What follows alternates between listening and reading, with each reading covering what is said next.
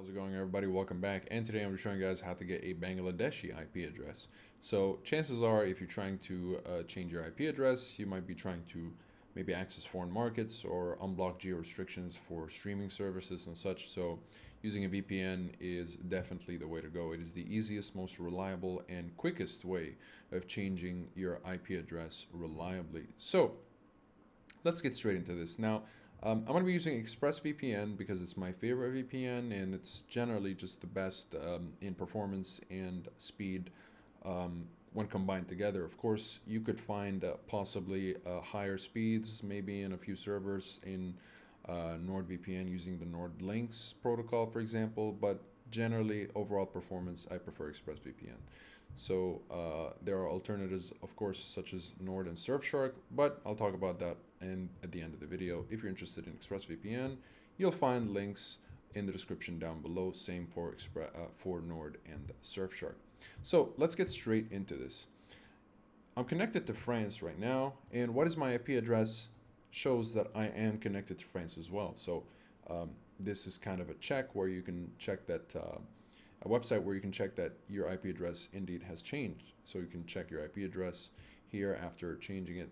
In this case, so it really applies to all VPNs. You're going to go to VPN locations, and depending on the country you're looking at, we're going to go to Asia Pacific in this case, and all the way down we should be able to find Bangladesh, and you're going to connect, and that would be pretty much the process, really. If we're looking into Nord actually and Express, now I'm gonna refresh this and it should say the country here is Bangladesh. So while it loads, let's actually confirm. Okay, so Nord doesn't have Bangladesh, so that's out of the question. And Surfshark, bang. Oh, no, neither does Surfshark.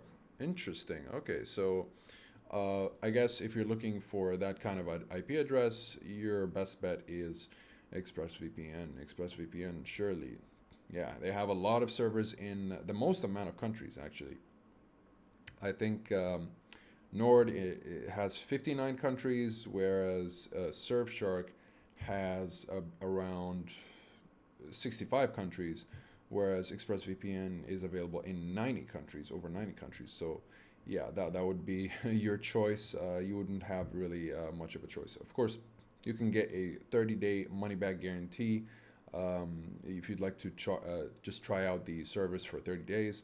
And I believe there's a 7-day trial if you'd like to try it out. So I guess you have 7 days to use it and change your IP address however you want. Of course, so if you're trying to, let's say, understand your VPN a little bit more. Let's say, okay, you want to buy EXpressVPN, but you're kind of maybe a little bit torn in terms of pricing. Well, you want to understand why it's priced that kind of on the upper end, I guess, of pricing when it comes to VPNs. So the reason for that is because, first of all, it's designed for ease of use. And so the UI is super simple. And as a result, really, it never glitches or bugs out. So that's really, really good. It has a very reliable set of features, simple and few features, but they're very, very reliable and they never fail. So you have your network clock, which is a kill switch.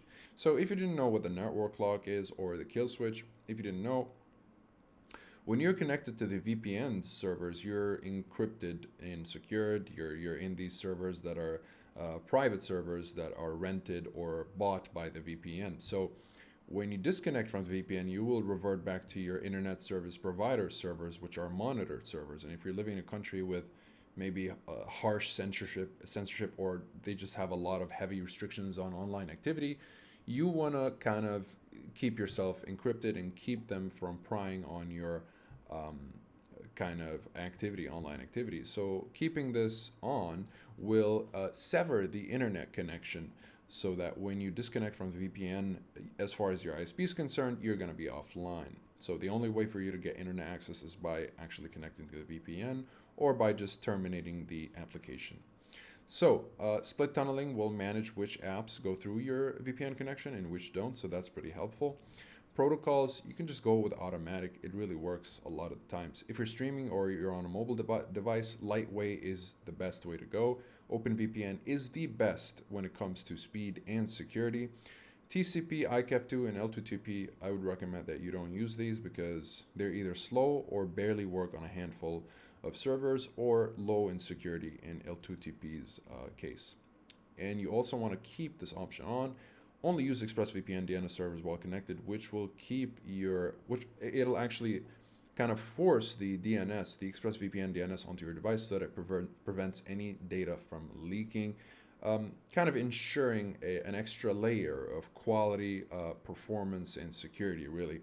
So whatever you're doing, I would recommend that you keep this on, be it streaming or torrenting, really. So pretty useful kind of set of features here. So not too many features, but the ones you have are very reliable features, and definitely worth the price once you actually try VPN. I would recommend that you give it a try before kind of judging it based on the price. So that would be it for this video. If you're interested, you'll find links to EXpressVPN, just EXpressVPN, in the description down below. Besides that, if you have any questions, feel free to ask me. I'd love to answer all of your questions in the comments down below, and I'll see you guys in the next one. Have a great day.